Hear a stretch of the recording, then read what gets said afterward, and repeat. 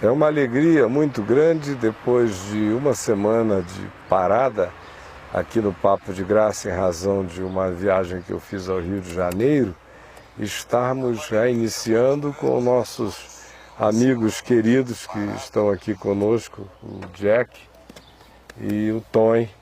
E muito obrigado, amigos queridos. É um prazer, Carlos. Nosso tema hoje é medo.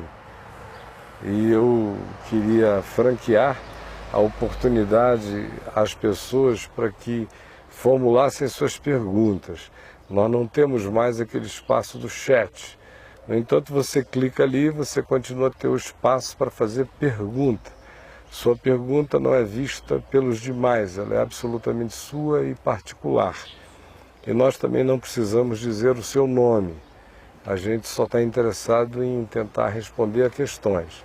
Além do que, eu escrevi no site hoje um texto que foi postado mais ou menos meio-dia, por aí, dizendo que o tema seria medo e sugerindo que as pessoas também escrevessem para o e-mail que o Tom abre, que é o papodegraca@vemvtv.com.br, mandando perguntas. E eu mesmo encaminhei uma ou duas perguntas para lá, uma que nem tem a ver com o tema medo, mas tem a ver com diferenciações de amor. E ao final a gente pode trazer esse tema. Mandei hoje para o Papo de Graca, se eu não estou enganado. Ou foi para o Fonseca Lema, enfim, eu te encaminhei. Mas o nosso tema é este, e o pessoal já deve estar começando a escrever. Antes, para que a gente seja mais objetivo em relação ao que se vai perguntar, porque às vezes na multidão das perguntas existe a ausência total de solução e de lógica. Determinados encaminhamentos ajudam as pessoas até a organizarem as suas mentes em relação ao tema. A primeira coisa que eu queria dizer é que o medo não é uma coisa ruim quando ele se atém aos limites do que a Bíblia costuma chamar de prudência. Ou seja, o medo sadio na Bíblia é chamado de prudência. É o prudente, ele não é o temeroso, não é o temerário, não é o acovardado, não é nada disso, ele é prudente. O prudente vê o mal e se esconde.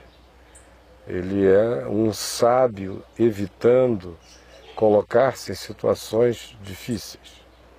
Segunda coisa é que, mesmo em relação ao medo, a gente tem vários tipos de medo. O primeiro tipo é o medo racional, em contraposição ao medo irracional.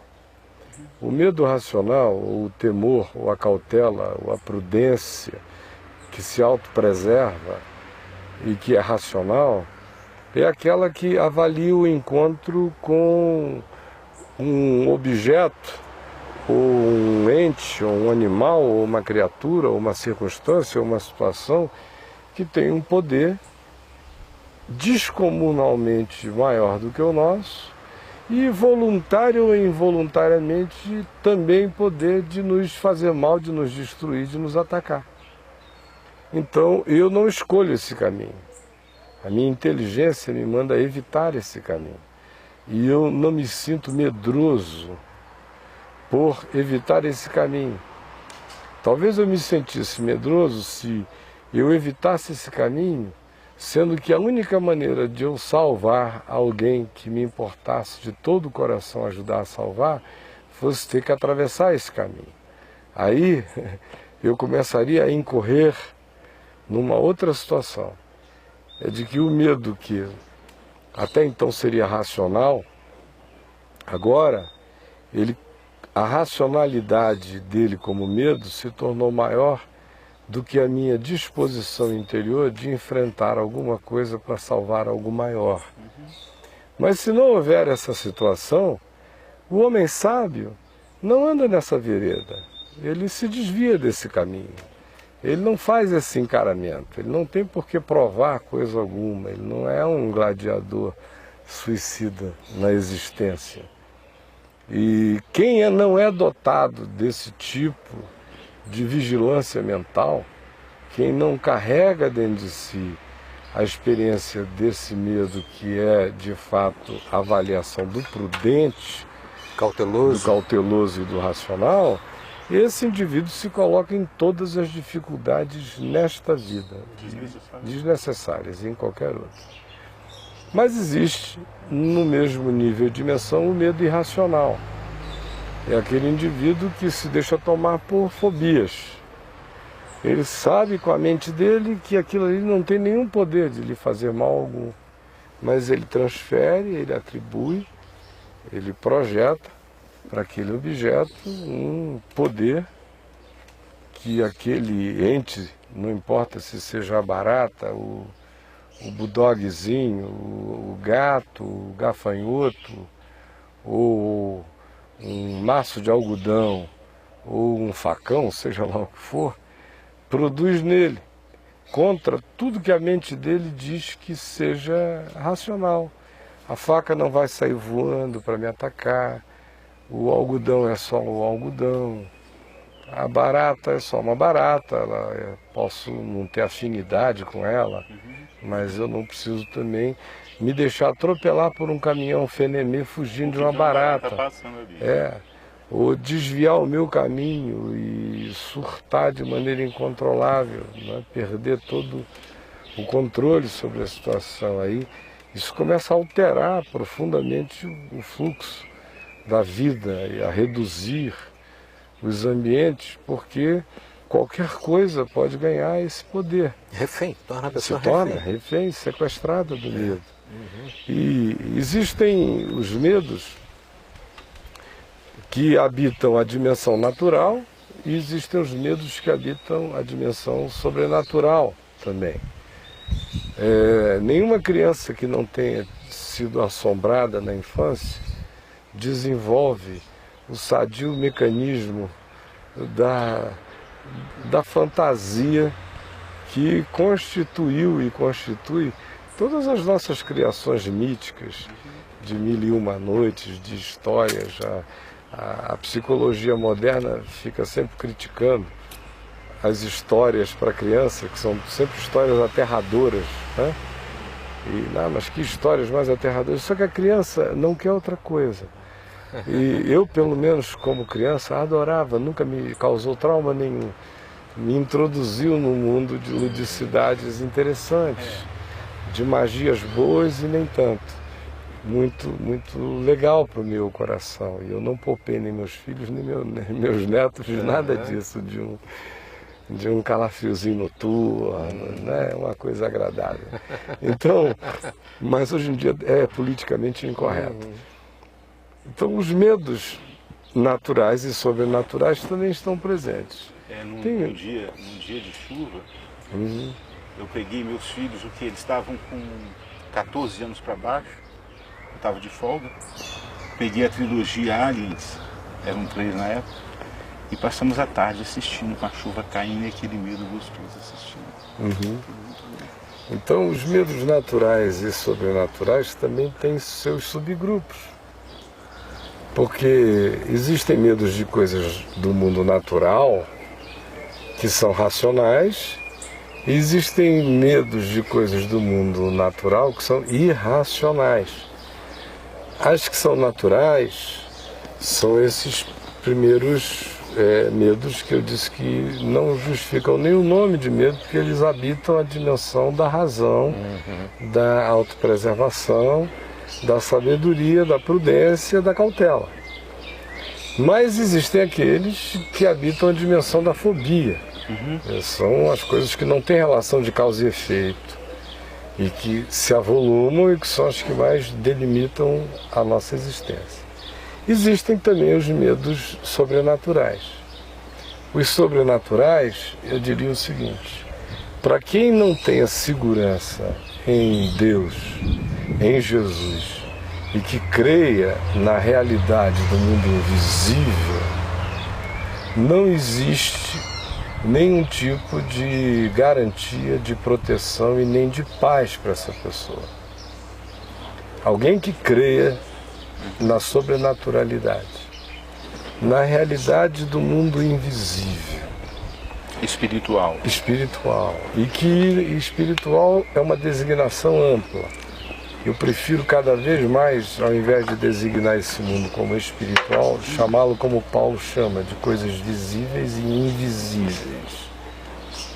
Porque espiritual já atrela o tipo de existência invisível a um conceito que os cristãos nem entendem, que tem a ver com o conceito de espírito, que em nós foi um conceito desenvolvido pelo cristianismo, influenciado pela filosofia grega e posteriormente pelas filosofias psicológicas europeias e mais recentemente pela própria psicologia.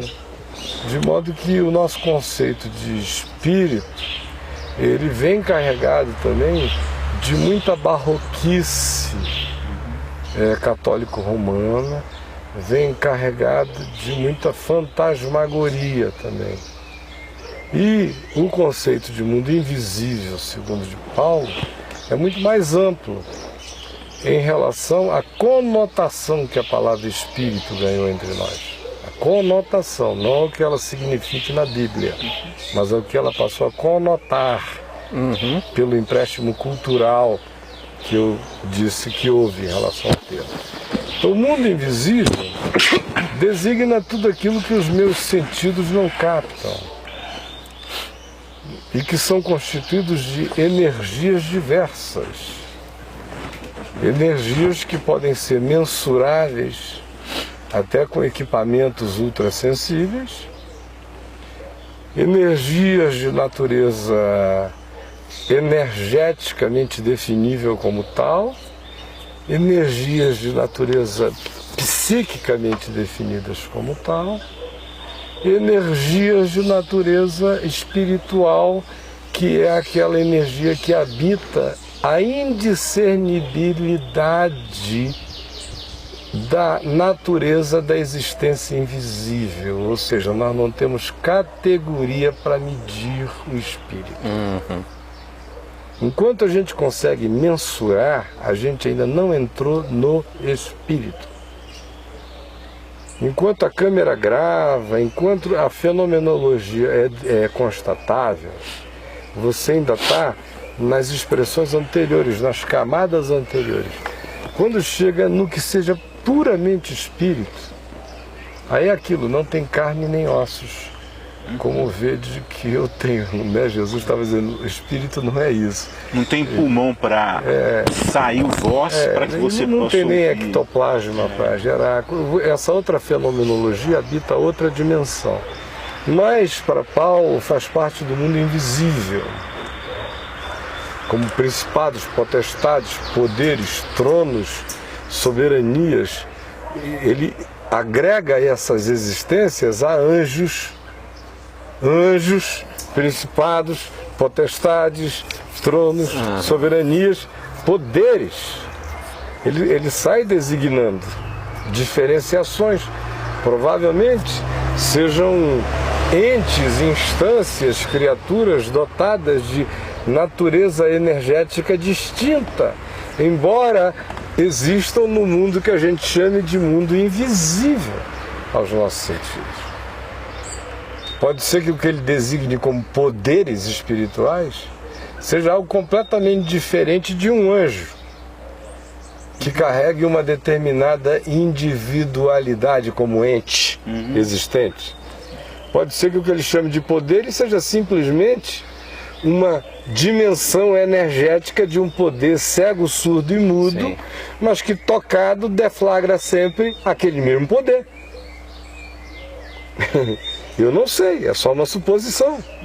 Só estou dizendo que não valeria a pena cair em detalhamentos tão grandes para estar falando de maneira sinonímia.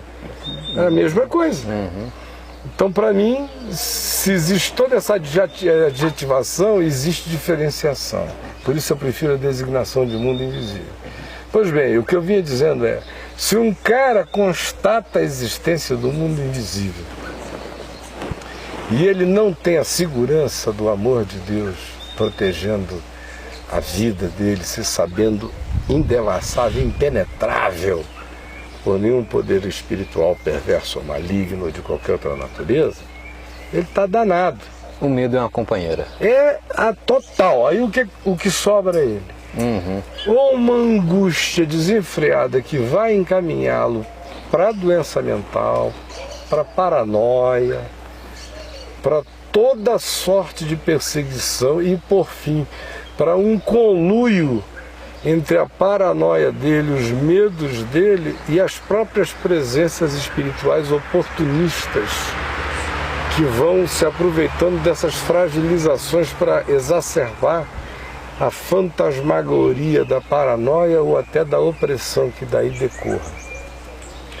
Então, a segunda alternativa para esse cara que não tem o amparo no amor de Deus em relação a esse tipo de medo do mundo invisível é a associação. Aí o cara se associa. Aí ele negocia, ele barganha. Se associa com você. Ele entra para o clube, ele escolhe uma religião de contato, uma mídia de contato, um meio, um médium, um sistema, uma mecânica de abrandamento, de diálogo. Ele escolhe um consulado espiritual para supostamente manter uma relação amistosa com esses poderes, ou de troca com esses poderes. É o que sobra a ele. Ou ele surta. Tem uma terceira via, muito mais difícil, mas alguns tentam fazer, que eu já vi. É o indivíduo que não tem a segurança do amor de Deus, não tem nada disso, se nega a admitir, embora esteja esmagado por evidências e fatos, e de modo algum deseja se entregar aos médiuns, gurus e bruxos e medianeiros desse tipo de relação consular com os espíritos. Prefere fazer o quê? Eles entram num processo de sublimação, de evasão. De evasão total. O cara... Não entra no mérito. Não, ele não se torna nem agnóstico, ele bloqueia dimensões inteiras da mente dele. Como quem se aleja, e com aquele alejão em relação à admissão do mundo invisível, ele não consegue fazer aquele alejão ser tão tópico e cirurgicamente preciso que se contém apenas aquela dimensão. Com aquilo ele aleja um monte de outras dimensões do ser dele todo. Porque para ele poder neutralizar no cérebro e na mente e até na psique aquele volume de realidade chocante que ele tem que admitir e ele não quer admitir, e com a qual ele não quer negociar e para a qual ele não tem proteção, a única maneira é ele criar uma calota polar ali naquela região. Só que ela não vai inibir apenas aquela dimensão, ela inibe tudo aquilo que aquilo se relacionaria na vida. Inclusive dentro dele, né? Dentro dele. Ele vai matando todos os elementos lúdicos, mágicos, poéticos, graciosos ou de qualquer outra natureza. Junto vai o romance, junto vai tudo que se atrela a essa dimensão, para o bem e para o mal. Mas ele mata. E existem aqueles que admitem o mundo espiritual e que é, hoje, por exemplo, a maior parte dos que estão nos vendo e ouvindo, fazem parte desse grupo. Dizem, mas eu creio em Jesus. Eu só me sinto meio barro, meio tijolo. Não sei se a minha segurança é muito plena. Porque a herança deles é quase toda uma herança evangélica. Quando não seja evangélica, é uma herança ou católica, ou é uma herança espírita no sentido tanto do kardecismo quanto do espectro mais amplo da espiritualidade chamada, de modo aclichêsado, de afro-ameríndia no Brasil. Esse é o background. Aí ele vem seja depois pela via do cristianismo católico ou do cristianismo evangélico, chega num ponto da vida em que ele diz: eu conheço Jesus, sei que Jesus é poderoso. Ele canta: Cristo tem poder, na Bíblia está escrito que é somente crer. Ele bate palma e se alegra: aleluia, Cristo tem poder, mas sai dele, sai de mim também. Tem um medo de instalar. Por quê? Porque o histórico desses grupos, que todos eles, desde os cultos afro-ameríndios, passando por qualquer espiritismo ou espiritualismo cristão, ou pelo catolicismo, ou pelo ambiente evangélico, seja ele pentecostal ou histórico, que de histórico só tem um nome porque já é todo pentecostal ou neopentecostal nos seus conteúdos espirituais e nas suas compreensões, são todas linhas de insegurança espiritual. E teologia da causa e efeito. De causa e efeito. Todas. Sempre assim. Se você estiver sem pecado na vida, então o Senhor está contigo. Mas se houver alguma fraqueza, que você assim reconheça, ou que os outros indiquem, ou que a doutrina comportamental da igreja denuncie, ou que qualquer instância superior à sua consciência diga que assim seja, você está vulnerável para os ataques do diabo sempre. De modo que Jesus salvou você apenas para você se confessar salvo e daí em diante garantir seu estado de proteção e de salvação, tornando-se a pessoa que você não é, porque se você tivesse o potencial de ser essa pessoa, Jesus não teria precisado morrer por você. Então ele morreu por você antes, durante e depois de você o ter recebido, porque antes você estava morto em delitos e pecados. Depois de o ter recebido, você vai ter que desenvolver a sua salvação com temor e tremor para o resto da sua existência, porque você é falível. Mas vai fazer isso com segurança total, porque já está pago e consumado. Isso segundo o Evangelho.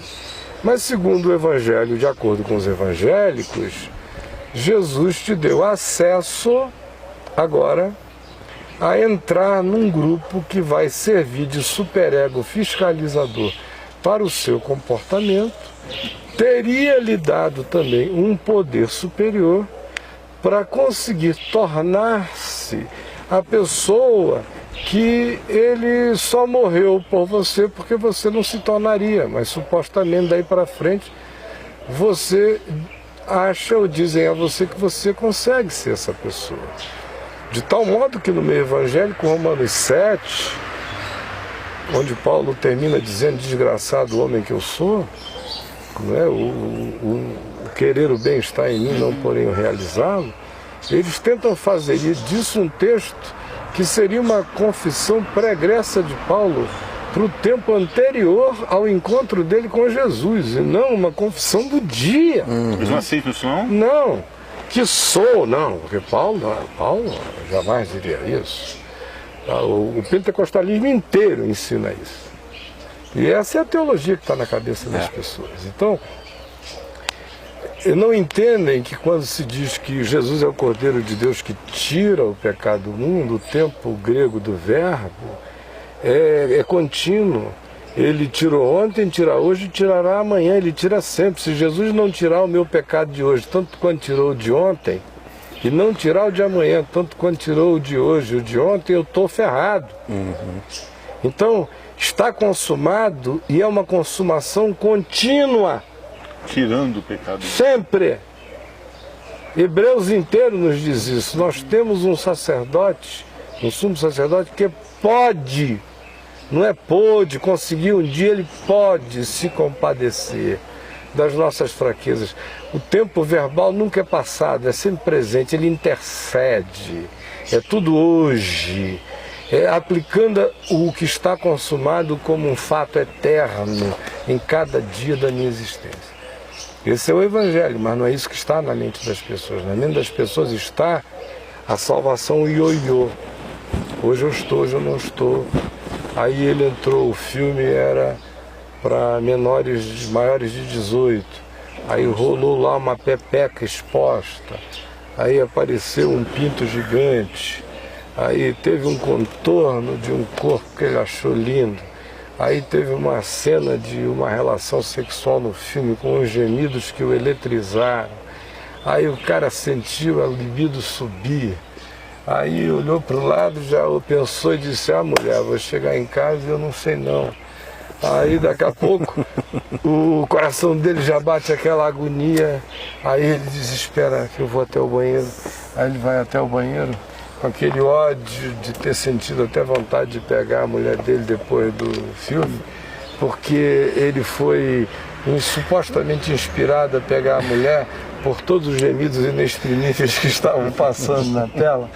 E aí ele diz: eu devo ter sido abandonado pelo Espírito Santo, porque eu não consegui naquele momento ter vontade de falar em línguas. Eu não senti naquele momento ter vontade de qualquer outra coisa. De cantar um louvor. Não, eu senti vontade de gemer muito. E aí o cara, a angústia, ele começa a se bater no peito: Senhor, me perdoa, Jesus, me perdoa. Aí ele já sai dali pedindo a Deus que o arrebatamento não tenha acontecido. E olha, isso é porque agora já está todo mundo cínico. Porque na década de 70, quando os pentecostais eram sinceros, de verdade, ainda não tinha o neopentecostalismo com a canalice toda, a maioria dos pentecostais eram sinceros. A primeira coisa que o cara saía depois de frequentar, fazia depois de uma experiência dessa, ou de ter ido a Paris e ter entrado no Moulin Rouge, e, por exemplo, era ligar para todo mundo que ele sabia que era crente para ver se ainda estava na terra, com medo de que o arrebatamento tivesse acontecido e o bicho tivesse sido deixado, para você ver o nível de loucura que habita as pessoas. Agora, com a doutrina toda da brecha aberta, da porta aberta, que de fato qualquer um pode abrir porta para o diabo. Quando Paulo diz: irai-vos e não pequeis, não se põe o sol contra a vossa ira, nem deis lugar ao diabo, ele está dizendo: olha, se odiar, a porta abre mesmo, e um monte de outras coisas. Mas, em razão desse pânico que foi pregado, desse medo que foi anunciado como evangelho, dessa desgraça que foi contada como boa nova apenas para os que se utilizam desse medo para manipular as pessoas, o que ocorre é que os crentes vão ficando completamente doidos, paranoicos, apavorados, inseguros, panicados. E quanto mais amedrontados eles ficam, mais fragilizados para forças espirituais, para outras dimensões. E num caso como esse, o indivíduo não precisa nem de muitas ações espirituais supostamente externas, oprimindo, porque ele vira o seu pior inimigo numa hora dessa. Então, feito esse preâmbulo, que já foi longo demais, eu queria apenas fazer uma pergunta para cada um de vocês antes da gente começar a responder as perguntas. Primeira pergunta para você, Jack. Você já foi assolado por um medo espiritual tão terrível, um medo do mundo invisível, que te deixou assim tempos ou dias num estado de suspensão? Dias não, mas por um momento já. E de repente me bateu um clique de discernimento e eu me flagrei: cara, isso não é com você. Né? E o que era? Eu estava numa reunião pública de culto, de adoração, e assim que termina a oração, algumas pessoas ficaram possessas. Eu nunca tive uma experiência de vivenciar, presenciar, né? E me bateu um certo pânicozinho daquilo lá, né? Da primeira reação interior: tô ferrado. Vai me pegar. Vai me pegar esses bichos aqui. Mas agora conta pra gente, vai me pegar por quê? O que você tinha na sua cabeça à altura como evangélico que fazia você dizer: vai me pegar? tinha uma fragilidade, Tinha uma fragilidade, tinha uma sensação de eu não sou impotência. bem autêntico, talvez eu seja meio barro, meio tijolo. Com certeza, era regado a essa insegurança. Algumas faltas de convicções, de certeza, de chão, das quais não tinha. Também de coreografia de santidade, performance para fora, moral, sem dúvida alguma. Isso é fato. E isso foi bem. Eu tinha o quê? Tinha 2 anos de vida com Jesus, né? 1 ano e pouco, uma coisa assim. Muita vida com a igreja também, né? Total. Às vezes mais do que com Jesus, com a igreja. Total. Mas foi isso, foi por um momento. Mas tive um discernimento lá, não, cara, para com isso. Para com essa bobeira. E você, Tony? Olha, Caio, foi bom você ter feito a pergunta dele para ele. Primeiro que eu fiquei pensando aqui, né? O que pode ter sido. Eu nunca fui uma pessoa que teve muito medo na vida. Eu estou falando de coisas sobrenaturais. Duas coisas muito simples, uma ridícula. A primeira vez que eu tive medo de coisas espirituais foi quando, assim que eu me converti, a gente ia pregar longe a pé. O rapaz que pregou para mim, Chiquinho, e a gente ia pregar longe. É uns 7 quilômetros andando para lá e 7 para cá. Saía às 6h30 da tarde. E ele dizia que não tinha medo. Eu olhava para ele: você tem medo? Sim, rapaz, todo mundo tem medo. Se aparecer um lobisomem agora para você sai correndo ou você fica? Não existe lobisomem. E a gente anda no lusco-fusco já quase de noite. E de repente, Caio, eu sem querer eu piso na tampinha de garrafa e aquilo agarra debaixo da botina, eu raço aqui troço no chão, eu acho que é um... E eu saio na carreira com aquele troço atrás de mim, o barulho vem junto. Saio, e aí o bicho... E ele passou por mim, rapaz, que ele falou, e eu tive medo de ser... Uma visagem. Se não, barulho de coisas espirituais, né? Uma visagem, uma assombração lá no norte, o pessoal chama de visagem. Né? Foi uma coisa muito engraçada que eu gozei dele até hoje, né? Você não tem medo, uma tampinha de garrafa faz você correr, né? E a outra foi quando eu bati o trem, que o barulho daquela coisa toda, dos trilhos se torcendo, eu ouvia como se fosse gargalhada de Satanás. Sério, pesado. Aí ali eu tive medo do escuro, clarões vindo daqueles estampidos e eu sendo jogado. É uma situação que eu não tinha controle nenhum, e aquela risada. Um trem carregando quantas toneladas? Eu estava com peraí, com quem que eu estava? Eu estava com 9 toneladas de coque, que é um subindo com um carvão mineral, e o homem que estava descendo ao meu encontro estava com 15.000 toneladas de minério de ferro. Era muita força ali. Aí eu tive medo de coisas espirituais, que eu me lembro, foi esse dia. Um ridículo, outro realmente foi o medo daquela risada. Que misturou com todo o choque do pandemônio, porque você viu como maquinista de um trem carregando toneladas, se chocar com outro que vem com toneladas de lá. É um cenário absolutamente assombroso. Né? É um apocalipse localizado de dimensões inconcebíveis para a mente. Aquele... Aquilo ali, meu amigo, é um monstro. Mas interessante, enorme. como eu ouvia, era o riso dele. Mas por causa de todas as suas interpretações interiores. Né? Eu não considero os medos do sobrenatural que eu tive na infância medos. Eles faziam parte da fantasmagoria gostosa do Amazonas, das narrativas da família, das brincadeiras. Não tinha televisão, as histórias eram estímulos à imaginação. Fábulas e tudo.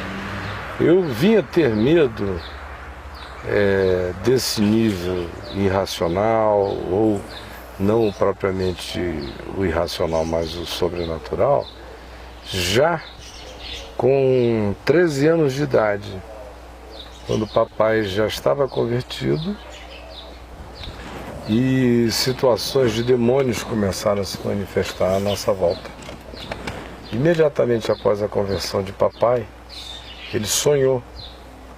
E no sonho, o Senhor dizia a ele que dava a ele 2 ministérios de expelir muitos demônios e curar muitos doentes. E papai, que não falava nada com ninguém, quieto na dele, não tinha propaganda de coisa nenhuma, só orava, jejuava, ia para o escritório advogar, voltava para casa, orava e jejuava, e estava em todas as reuniões comunitárias da igreja, em oração, em jejum.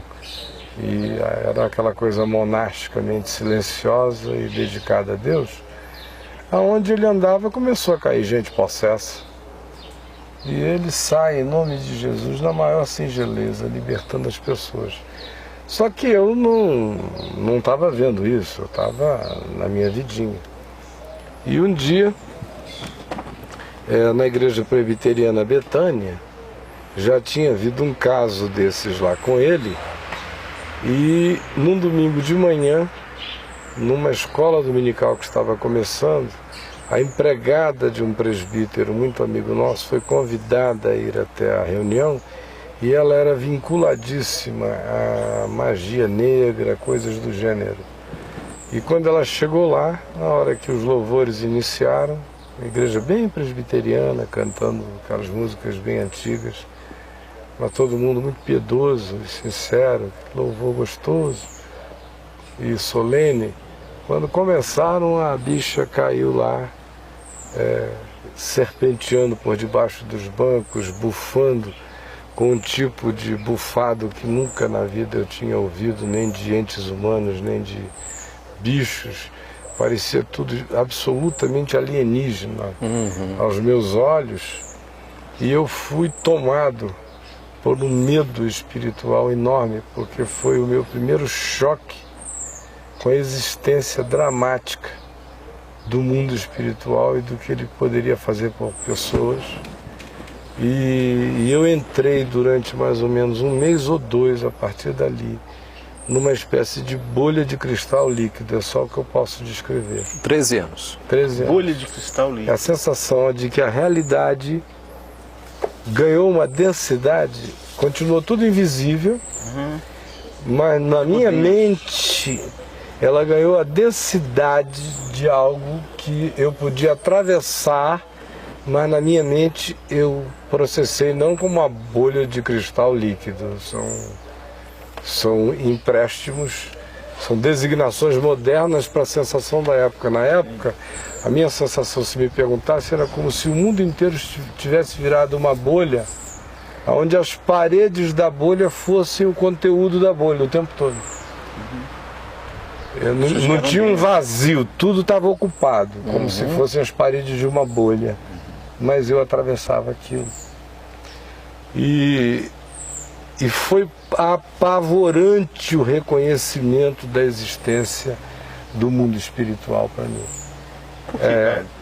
Porque eu não teria essa capacidade de sublimação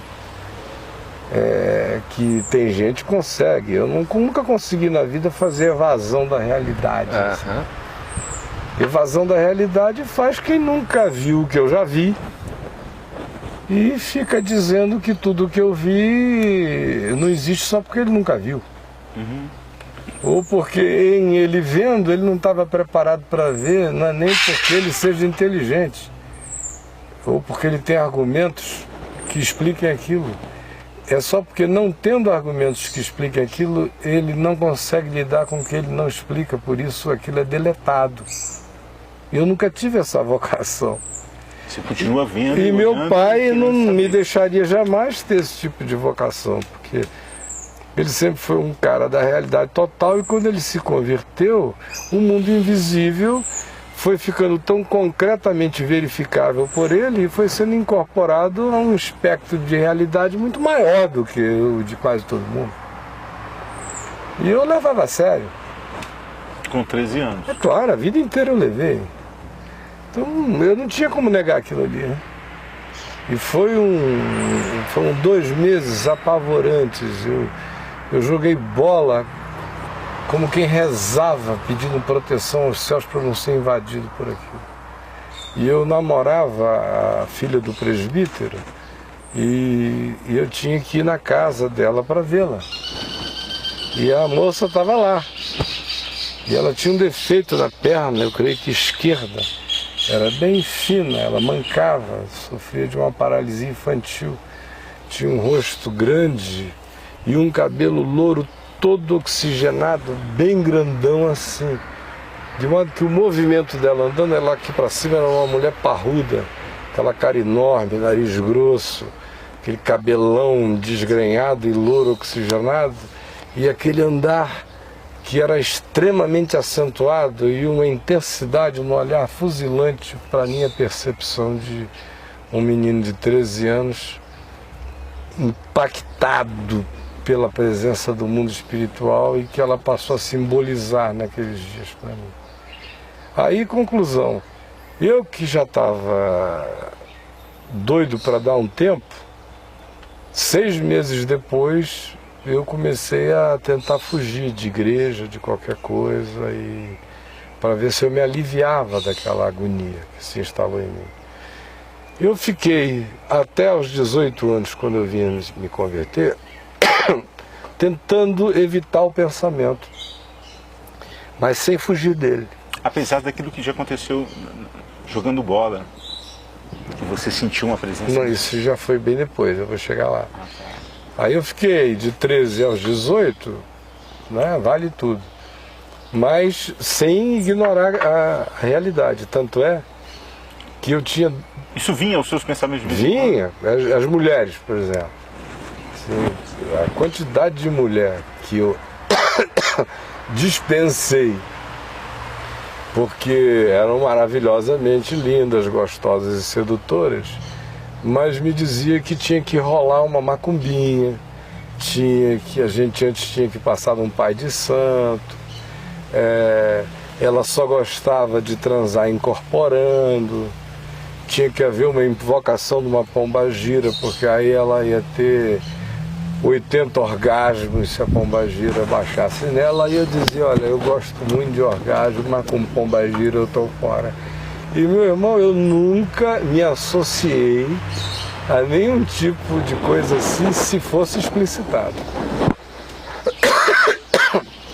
Posso ter até pegado muita gente dessa linha, mas não me foi contado. Aí foi como Paulo no mercado, né?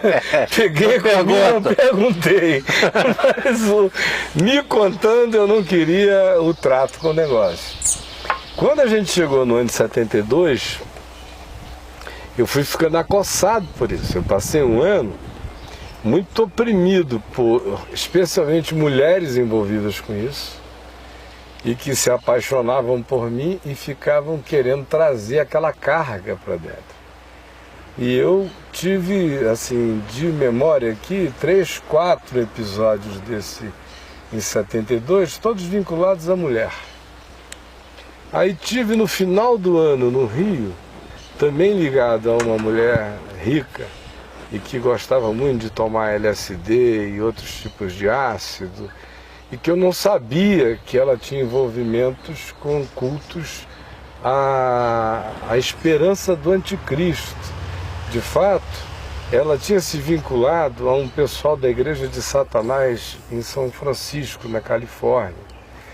E eu vim a descobrir isso, já estava saindo com ela e tal, ela era filha de um ricaço lá de Ipanema. E isso era muito doida, gostava de tomar ácido, aquela coisa toda e tal. As viagens eram muito bizarras, mas ela nunca tinha me introduzido ao mundo espiritual dela, até um dia que chegou um americano e a gente foi pegar no carro dela, o cara no aeroporto, era um TC novinho, aqueles carros TC, lembra do TC? Novinho.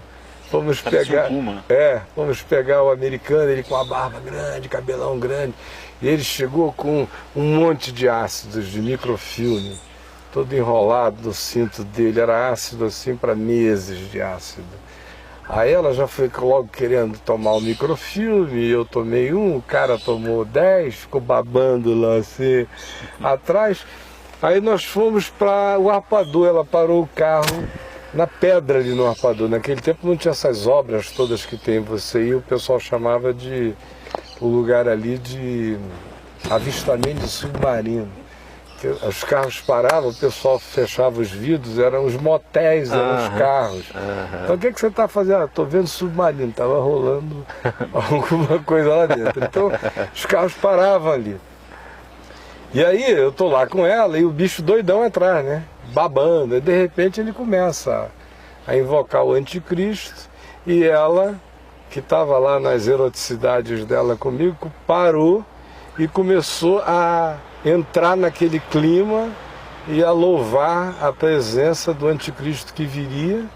E aí, meu amigo, tudo que havia em mim, da minha mãe, da minha avó, mãe velhinha, da presença do meu pai já convertido, de tudo que ensinaram o menino sobre o caminho que ele devia andar, e até quando fosse velho ele não se desviaria dele, me fizeram sair daquele carro aos pinotes. Aí você tinha quantos anos? Eu estava 17. com 17 anos, ela devia ter aí os seus 25, 28, e o bobão lá devia ter uns 30. Você já fazia assalto à mão desarmada? Já. Eu com 17 anos estava velho, Isso é outra história.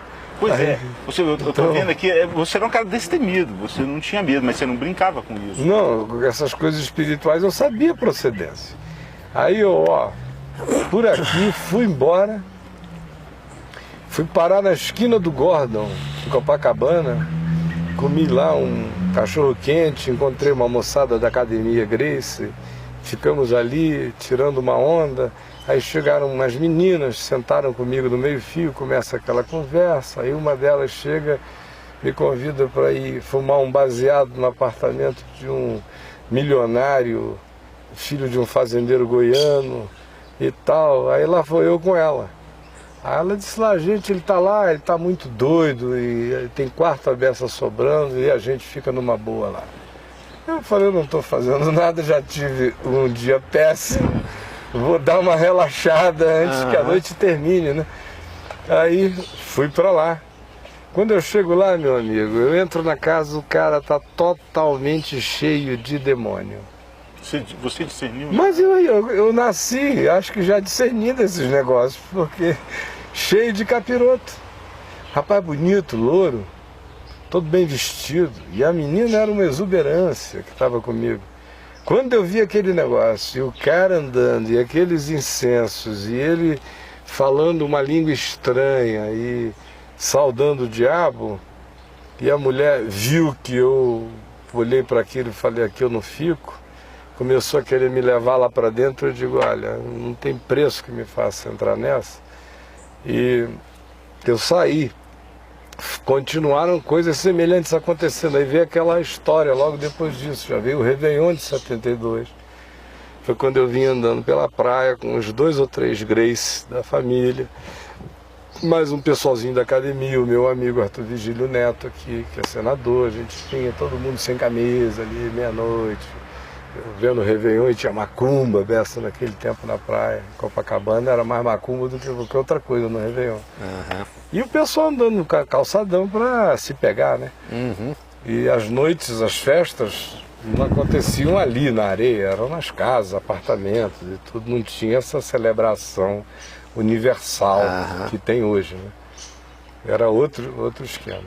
Aí quando a gente vai andando ali, sai uma mulher da areia, uma senhora negra, totalmente encapirotada, assim, tomada, em transe, olha para mim com um olhar chamejante. Aí foi quando eu senti que ela projetou dela para mim uma sombra, que eu vim sentindo aquela coisa aí entrando em mim.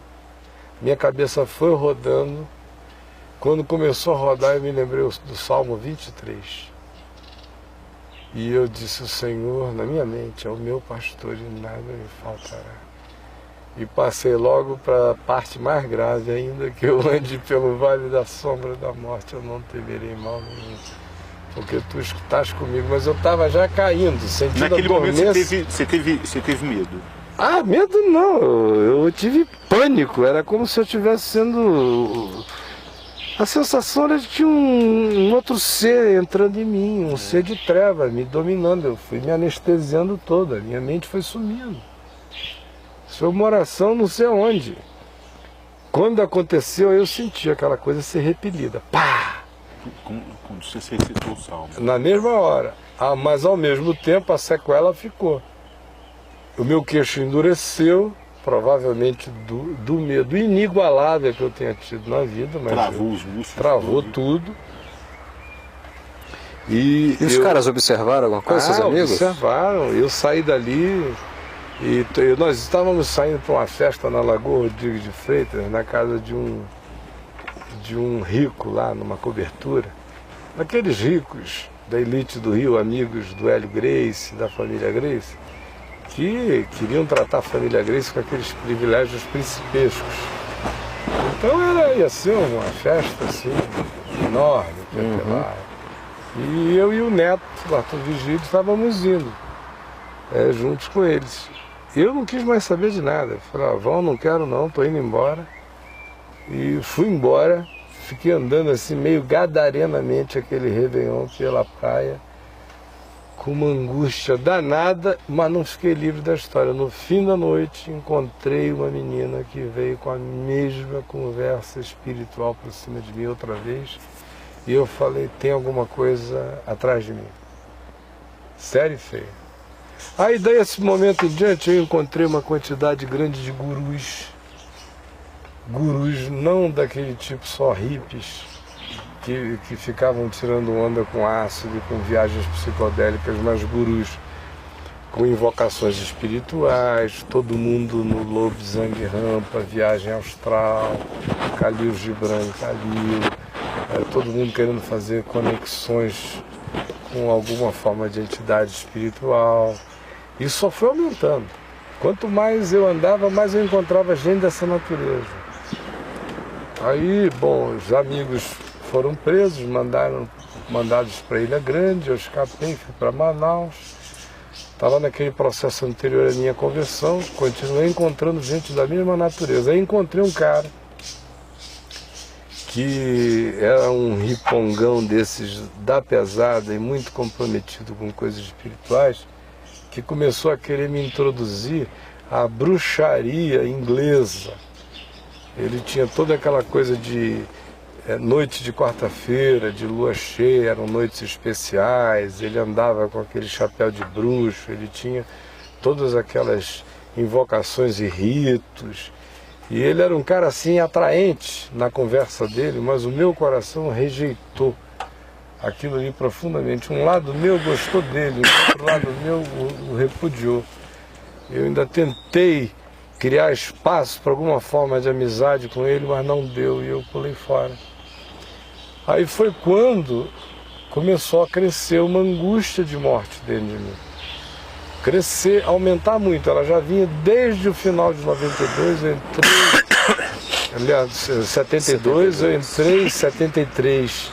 Aquela angústia crescente, em março ela ficou insuportável, abril, maio, junho, julho eu não aguentava mais.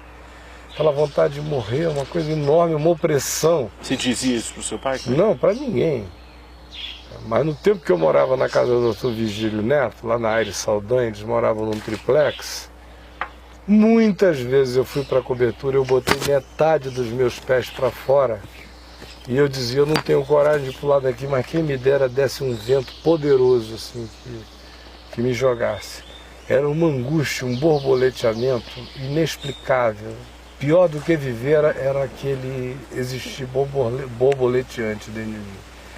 Bom, quando nós chegamos em julho de 73 em Manaus, eu já estava nessa crise aguda. Aí querendo morrer, e querendo mesmo, eu não sabia como, eu não queria chocar as pessoas, não queria um monte de coisa, mas eu não queria mais viver, estava muito ruim, desagradável, existir era péssimo, e eu não encontrava nenhuma outra razão de todas as que eu conhecia que me alegrassem. E o Evangelho, que eu nunca consegui achar que não fosse verdade, mas ele me desalegrava profundamente pela cultura evangélica na qual eu via mamãe, papai, todo mundo da família envolvido. Embora eu não questionasse a genuinidade, a sinceridade, a verdade da experiência do papai e da mamãe, e nem a minha gratidão a Deus por ter feito aquilo com ele, mas eu pedi a Deus de todo o coração que eu fosse salvo de ter que admitir que a minha vida tinha que se entregar à tristeza daquela existência evangélica, que não era a tristeza da existência dele, porque meu pai era um cara cheio de gozo no Espírito Santo. Mas o mundo evangélico para mim era absolutamente desprezível e triste. Aquele ritmozinho, rotina. E eu via aquelas reuniões de oração lá em casa toda terça-feira, me dava uma pena da minha irmã Aninha, ou da minha irmã Sueli, que ficavam ali cantando aqueles hinos. Sangue tem poder, sim tem poder, tá na na na na na na na na. Seu sangue tem este poder. Com aquele bando de mulher de coque, aqueles homens todos esquisitos, aquele bando de gente ali com aquela piedade. Cantando arrastado. E todo mundo sincero ali, aquela coisa, buscando a Jesus, mas eu dizia, meu Deus, e o que eu vou fazer da minha vida? Isso é contra tudo que eu acho bom. O meu senso estético repudia, isso é feio. A minha musicalidade repudia. Tudo nesse negócio é um outro mundo que eu repudio. O modo dessas pessoas me dá erisipela. O jeito piegas.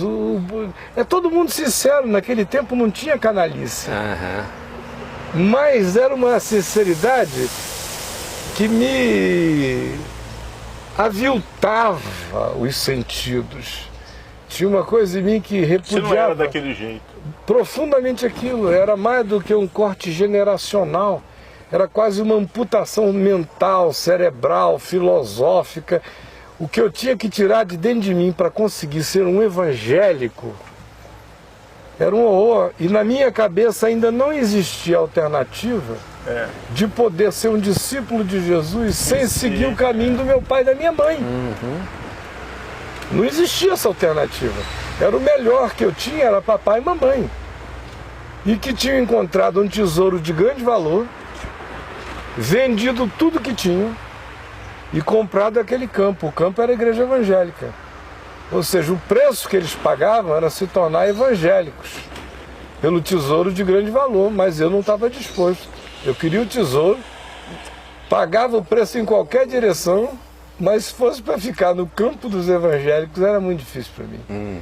Então a relutância foi muito grande, até que veio o esmagamento da graça de Deus e aí ato contínuo.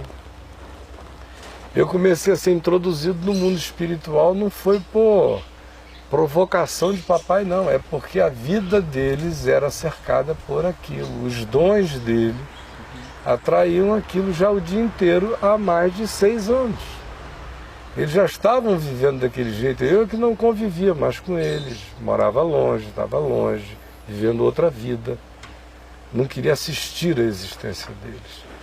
Mas quando eu voltei como um pródigo e fui acolhido pelo amor de um pai como se for o de Deus, e a festa se estabeleceu, no meio daquela festa do reino de Deus, eles estavam dançando enquanto expulsavam demônios. E era endemoniado morando em casa, era possesso com poderes assim psíquicos diferentes, de queimar lâmpada, de arrebentar não sei o quê, de adivinhação, de coisas mais esquisitas, de botar objetos para fora do corpo, de vomitar chumaços de coisas impensáveis, de desfigurações e falas guturais que você não podia conceber tal possibilidade no humano, capacidades e forças impensáveis. Então fui introduzido naquilo e no mundo de adivinhações. de bichos que nunca tinham me visto na vida e me contavam a minha vida inteira. E contavam episódios do passado da minha vida, de como eles iam entrando e não puderam, como tinham me perdido para sempre. E eu entrei de cabeça naquilo, mas o primeiro momento, meu irmão, era outra vez como quem estava dentro dessa bolha de cristal líquido. Porque enquanto o apaziguamento da convicção do amor de Deus total por mim foi se enraizando e me dando serenidade, enquanto isto acontecia, o embate mental, psíquico, cerebral, neurológico, por ser todo dia, às vezes o dia inteiro, as coisas mais brabas, era um estado de prontidão, de trincheira, que sinceramente eu não sei como eu suportei aquilo quase 10 anos. Todo dia, sem trégua. De fato foram 7 anos intensos. E depois de um tempo, logo meses depois, eles foram vendo a minha ousadia e a minha intrepidez em Jesus para fazer aqueles enfrentamentos. Então nem sempre eu precisava mais ir acompanhando meu pai ou acompanhado do papai. Como eu era mais jovem e mais lépido, havia ocasiões que o papai estava numa visita para um lado e eu estava aqui expulsando um monte de demônio para o lado de lá, né? Então ficou uma coisa intensa demais. É óbvio que alguns meses depois de estar tendo tantas experiências, o medo sumiu. Mas no início, para cada valentia de encontro, tinha um medo presente. Tinha um temor presente. Ou seja, era uma sobrepujança da fé contra um medo latente que ainda estava ali. Até que foi chegando aquele momento em que um corpo de confiança, uma ocupação de confiança foi crescendo tanto no Senhor que os medos desapareceram, mas não os sustos. Quer dizer, eu já não tinha mais medo, mas eu ainda podia ser assustável. Você tem um exemplo aí? Tenho. Assim, de, por exemplo, você está numa situação já absolutamente relaxada, acabou de expulsar um demônio, a tua mente já está totalmente relaxada, e de repente o maluco aqui, noivo ou marido ou não sei o que, nas tuas costas, que você não está esperando que ele esteja associado àquilo, dá um grito de uma lancinância indescritível e até você processar o que é, o susto tá dado. Claro. Depois que você vira e vê e diz, é isso, se é diabo é aqui mesmo, mas enquanto isso, a ignorância carrega seu próprio susto. É um processo cerebral incontrolável. De preservação. De preservação, está embutido aí dentro de você, né? Mas depois você vai se acostumando. Mas, por exemplo, se a gente estivesse sentados aqui agora, na maior tranquilidade, de repente, do nada, caísse um raio, estalando aqui, pá, nesse terreno, nós todos iríamos levar um susto horroroso. Mas, aparentemente, 2, 3 segundos depois, você pode ter convicção absoluta que o meu coração já ia estar absolutamente calmo. Era só um raio. E aí, se começar a ventar e chover, aí que eu não vou dar mais a mínima para raio nenhum mesmo, porque eu já estou condicionado a não dar. Mas enquanto eu não identifico a primeira situação, o susto é da ignorância do mistério. Esse processo estava presente ali, no coração. Mas o que você descobre sobre o medo é que quando ele especialmente se associa ao mundo espiritual ou ao mundo invisível, no coração de uma pessoa que se sente desguarnecida, seja porque não tem a experiência de Deus, ou porque tem a experiência de Deus evangélica ou cristã neurótica, que gera muito mais paranoia e pânico e fragilidade do que qualquer outra coisa, o que você observa é que esse medo presente, em geral, ele se desenvolve para um volume de poder maior do que o da maior fé do crente no melhor estado de fé dele. É maior do que... Em geral, o poder é porque é um poder da queda. É o poder da desconfiança em Deus. É o poder da insegurança. Ele tem tendências abismais em nós. O oposto é que é um desenvolvimento, é um exercício, é uma luta contra a natureza do medo e da desconfiança e da incredulidade. É o caminho da fé e da confiança. O outro, meu amigo, é ladeira abaixo. Então, para desenvolver esse medo, que tem o poder da antifé mais volumosa que exista, porque o medo é uma fé ao contrário. É a fé o contrário da contra fé. si mesmo. É a fé que aposta no poder de todo o mal contra a vida.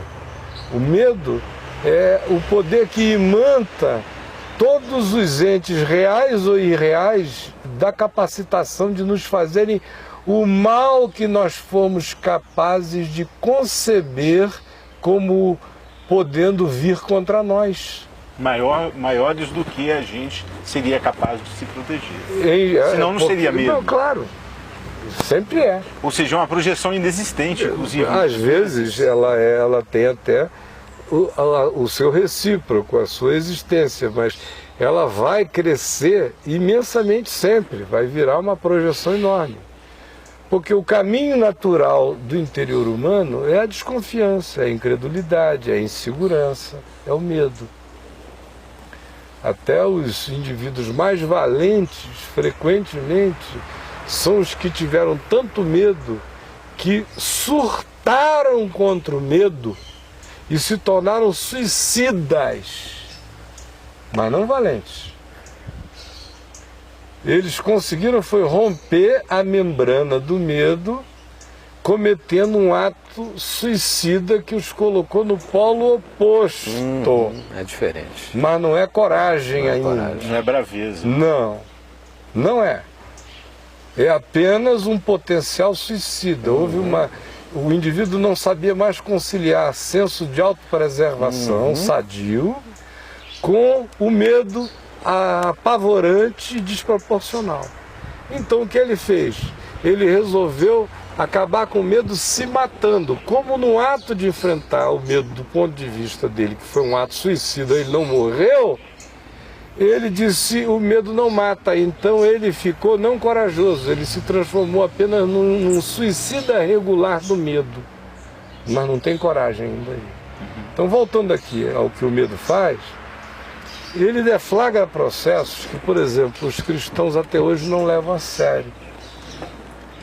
A gente, porque sabe que o diabo existe, que o mundo invisível existe, para o bem e para o mal, que o anjo do Senhor acampa-se ao redor dos que o temem, na mesma medida em que estamos cercados de principados e potestades, tronos e poderes, e a nossa luta não é contra carne e sangue, mas contra instâncias, dimensões e camadas invisíveis aos nossos sentidos.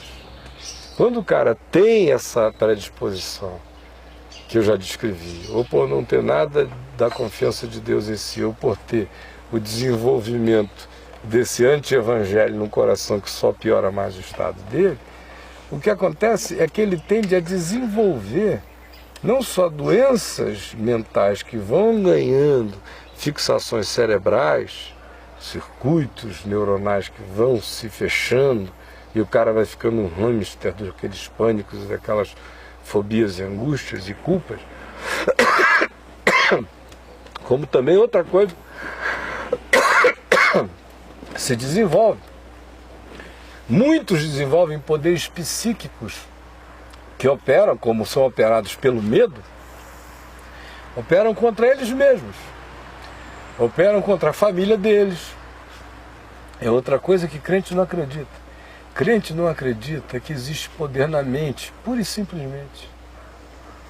Independentemente de haver uma associação de um demônio no processo, e muitas vezes os demônios se associam ao processo porque junta a fome com a vontade de comer, mas quando você encontra, e às vezes você encontra e discerne casos e situações em que não existe de modo explícito uma manifestação chocantemente espiritual, agregando um valor destrutivo, mas o que está presente é o próprio processo psíquico do indivíduo em si, ainda assim você verifica uma capacidade de gerar poder a partir da mente extraordinária, que são esses casos que o pessoal acaba chamando de poltergeist. Sempre tem alguém ali tomado ou por muito ódio, ou por muito medo, ou por muito medo e ódio, ou por muito abuso e ódio. E aí o cara vira o emanador. É um para-raio, né? Quando ele não é o para-raio, ele é o gerador. Tem vezes que ele é para-raio gerador. Sim. Outras vezes ele é um emanador. E é o emanador de uma coisa que afeta o meio ambiente, afeta as mentes dos outros, afeta a saúde dos outros, afeta a dele em primeiro lugar. Cria um clima de projeções de fantasmagorias, de sensações estranhas, gera aquilo que em geral a pessoa chama de tempo de azar. O que é o tempo de azar? O tempo de azar, em geral, é uma sistematização de medos de um indivíduo e que foi se transformando no encadeamento de medos que foi se coletivizando no inconsciente de uma família inteira, que vai ficando tomada por aquilo. E o processo se estabelece, e aí a roda do azar vai crescendo. Não é também por isso que você verifica de modo estatístico que desgraça pouca é brincadeira? É bobagem. É bobagem? Que em geral, quando uma coisa ruim acontece, um abismo chama outro abismo, ao furor das suas catadupas mesmo, as coisas se encadeiam, porque esses processos vão se encavalando. Assim como a fé deflagra todos os processos de cooperação do bem em meu favor, o medo deflagra todos os processos de desconstrução perversa contra mim e contra aqueles que à minha volta estejam. Então, eu falei já 1h30. E já vai chover, cuidado. Dando a preparação para a gente continuar a nossa conversa sobre medo. E eu quero que você salve tudo que tiver aí. Eu estou tentando fazer aqui agora. E faça isso porque vai chover. Qualquer e momento. Nós não estamos com medo da água, mas o jovem está apavorado, porque se chover em cima do equipamento, nós vamos ficar sem papo de graça muito tempo, né? Então, gente boa e amiga querida, essa introduçãozinha fica de preâmbulo para orientar com mais objetividade as nossas questões para o dia de amanhã.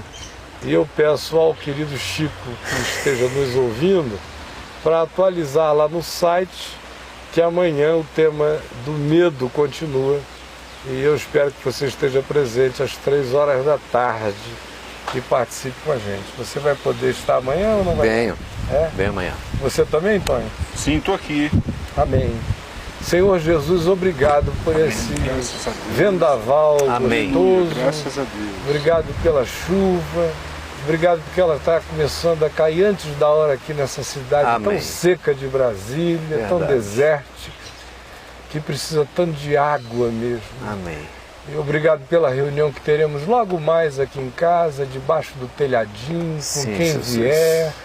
Obrigado pelos milhares que nem precisam vir porque vêm em casa em qualquer lugar da terra. E eu quero, de modo muito especial, hoje orar pelo meu filho querido Marcelo Quintela, lá no Japão, pedindo que tu abençoes todas as reuniões, com aquele povo amado, com aquela gente sem história de igreja, e que está vindo do ateísmo, do gnosticismo, do shintoísmo, ou de coisa nenhuma, e querendo, e já acompanhando a tua palavra, lendo o site, sendo visitados pelo Evangelho que chega com simplicidade da ordem de Melquisedeque. Sem pai, sem mãe, sem complicações, sem fantasmagorias. Amém, Puríssimos para quem queira. Dá que todos queiram, Senhor. É o que eu te peço de todo o coração e com toda confiança, em nome de Jesus. Amém, Senhor. Amém. Amém. Então, tchau, tchau. Beijo pra Gente santa e boa de Deus.